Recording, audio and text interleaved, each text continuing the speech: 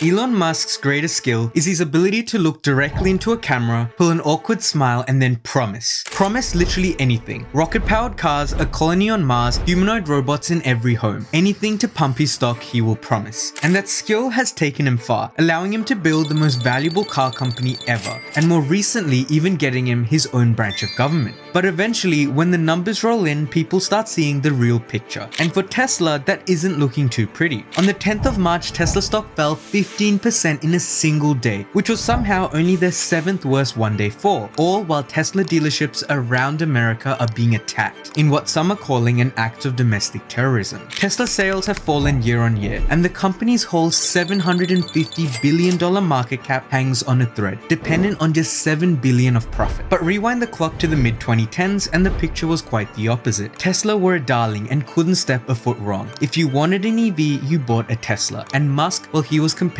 to Iron Man. So what went wrong? Where did Tesla fumble? To answer that question, we need to rewind a little. The year was 2003, I was just born, and 2 months later, a small car startup was founded. Tesla Motors. By February the next year, the Musk had joined and led their first funding round as the company's chairman. By 2008, the same Musk, now CEO, introduced the world to the Roadster. Based loosely on a Lotus Elise, its design was revolutionary, standing head and shoulders above the competition, proving that electric cars could be cool. Despite just being a proof of concept, the Roadster was the first step of Musk's infamous secret Tesla Motors master plan. Build a high-performance electric sports car to show that EVs are exciting, use those profits to develop a slightly less expensive luxury sedan, and finally develop an affordable mass-market EV. Tesla had just nailed that first step and went public in 2010, the first American car company to do so since Ford did in 1956. And just 2 years later, the second stage of the master plan was executed, with the first Model S sedans being delivered to customers, a car which went on to become Motor Trend's 2013 Car of the Year. And just 2 years later, they finally started shipping out the Model X SUV, which already had 25,000 pre-orders, reflecting the cult following that Tesla had cultivated. But you see, that Model X was actually unveiled 3.5 years earlier and was delayed due to the challenge of getting those gull-wing doors to work. This delay would soon become the norm for Tesla and created an almost irreversible downward spiral for the brand. But back in 2015, despite their delays and quality issues such as massive panel gaps and inconsistencies between vehicles, Tesla was the default choice for anyone looking to buy an EV. The market was still quite new and most legacy automakers hadn't stepped in, and the ones that did were boring, like the Leaf. I mean, who would pick a Leaf over a Model S? Tesla's cars were faster, had more range, and were cooler. They also had a chokehold over EV charging. The supercharger network in the US was second to none. If you wanted an EV you could actually road trip, nothing else came close. Tesla also had a likable brand. Despite famously never paying for marketing, everyone knew what it meant to have a T on your hood. For rich Californians and wannabe Californians all around the world, it was everything. And Musk, he was an asset. People called him a genius, selflessly putting away a cushy life to save humanity from climate change. His fans worshipped him. The media worshipped him. His tweets, yes, they were called tweets back then, would get millions of likes and overwhelmingly positive comments. Headlines around the world proclaimed that Tesla was at least 10 years ahead of the competition, and to a degree that was true. But what comes next is perhaps the greatest fumble in business history, and it really boils down to 4 main factors. You see, at the height of Musk mania in 2014, he revealed autopilot, with the promise that Teslas would be driving themselves in a matter of years. I think we're basically less than 2 years away from complete autonomy. Yeah, all the way from a parking lot in California to a parking lot in New York, no controls touched at any point during the entire journey. Probably by end of next year, self-driving will encompass essentially all modes of driving and be at least 100 to 200% safer than a person. And 11 years later, guess what? Full self-driving is still nowhere to be seen. This is Tesla's first issue, what I like to call the credibility gap, and full self-driving isn't the only example. Remember the Tesla Roadster? No, not the first gen one, I'm talking about the new Tesla Roadster. Well, it was unveiled 8 years ago in 2017, and it would have been the fastest accelerating car at the time, doing 0 to 60 in just 1.9 seconds. People around the world lined up, dropping between 50 and 250 grand to lock in an allocation, with Tesla earning at least $250 million in pre-order sales alone. But then the delays happened. It was meant to come out in 2020, but in an earnings call, Musk postponed that to mid-2021. In 21, he delayed it to the summer of 22, and then revised that to 2023. And I'm not done yet.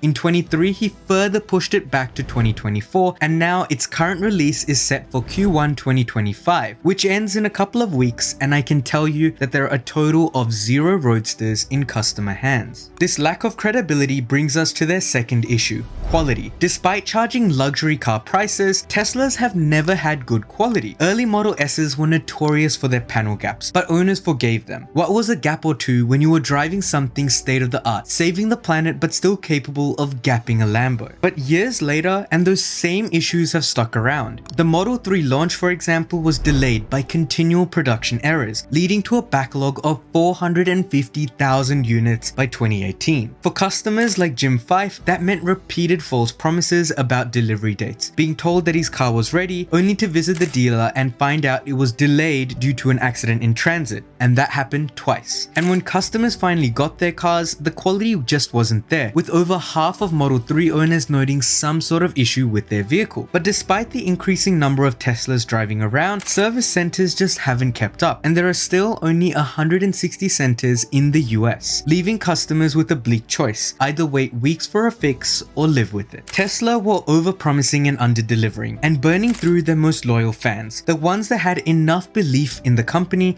that they pre-ordered a $70,000 car before ever stepping foot in it. But that's not where it ends. While Musk and Tesla were fiddling around with Cybertrucks and strapping imaginary rockets onto undelivered roadsters, the competition was creeping up. At first, there was Fisker with the Karma. Then there was the Lucid Air, with Rivian challenging the Cybertruck with their arguably much better R1T. Legacy automakers also stepped up, like Porsche with their Taycan Turbo, cornering the performance market, while the Chevy Bolt focused on the price-conscious buyer. All that is before we start looking towards China. Since the early 2010s, the Chinese government had begun dumping, and I mean dumping, money into EVs, and the results are incredible. By the end of 2023, Chinese BYD took over Tesla to become the world's top-selling electric car maker, and when you put them side by side, you can understand why. Let's just compare the base model BYD Seal and Model 3. The Seal is over $10,000 cheaper and has the same range as the Tesla, with the American barely beating it in terms of power and acceleration. But to a regular customer buying a base model electric car, what really matters is price and range. The comparison gets worse when you realize the mid-range Seal Premium is also cheaper than a base Model 3, despite beating it across the board, with 140 kilometers more range, 50 kilowatts more power, and also being $4,000 less. Tesla was simply caught sleeping behind the wheel, a wheel that doesn't even have the full self-driving they promised. So is it really a surprise that in basically any market where Chinese EVs and Teslas go head-to-head,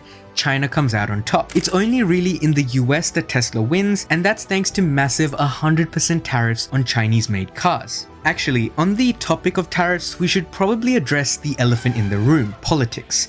Musk's political views have changed dramatically.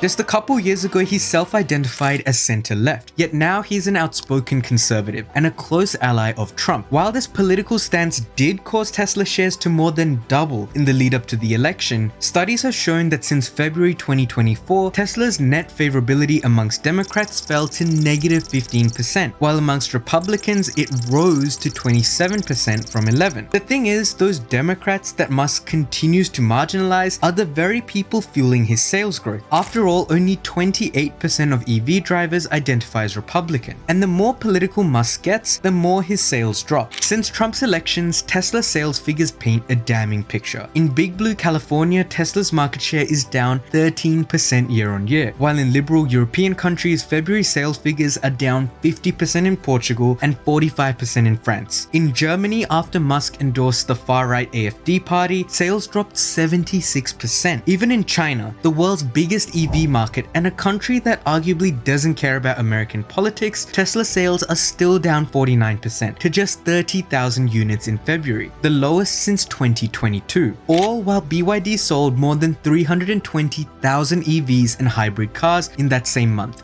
a 161% increase from last year. And it's not just the buyers that are responding to Musk. In Berlin, cars are being set on fire. A dealership in Oregon was shot at, people are rebadging their Teslas, and around the world these bumper stickers are going viral. And Wall Street isn't taking this lightly, with Tesla shares plummeting 15% on March 10 as news broke. But there's a simple solution, right? Just listen to the protesters and fire Elon. Actually, that won't work. And to show you why, we need to do a little bit of maths. Just bear with me here. This is a PE ratio. It basically tells you how many more times a company is worth than its earnings. With a stable car company like Ford, it's around 7. For a high-growth tech company like Apple, it's 35. And even after going ballistic, Nvidia's was a crazy 39. But Tesla, even after share prices fell, is at a ridiculously high 120, and at its peak earlier this year, it was almost 200. This means that if Tesla was valued like a normal tech company, not even as a car company, its share price would fall almost 75%. So what's propping it up? Despite everything pointing to him being a liability, the only way to explain Tesla's ridiculous valuation is that Wall Street to some degree believes Musk's crazy promises, and they are praying that his newfound political connections will somehow save the company. I guess Delulu really is the Salulu. The fact is, Tesla was in an enviable position just 10 years ago, but thanks to a lack of credibility, poor quality, more competition, and unnecessary political stances, they managed to fumble it. And their entire $800 billion empire is propped up on nothing more than hope.